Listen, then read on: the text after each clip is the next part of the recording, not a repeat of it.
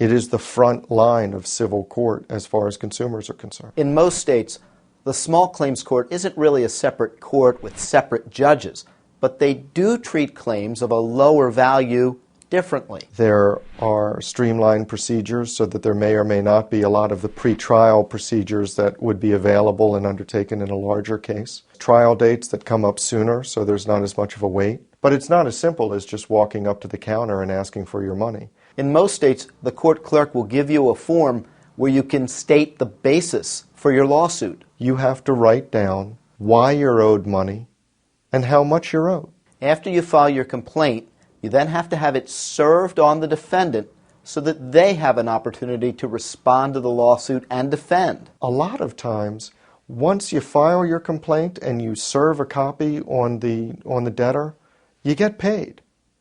Because it's almost as if the debtor said, "Oh, I didn't realize you were serious about needing your money." And if the defendant ignores your lawsuit like he ignored your bills, many state courts will send you your judgment by mail without your ever having to appear in court. If you personally are owed money, not your company, but you personally, you can always represent yourself in every state. You don't need a lawyer.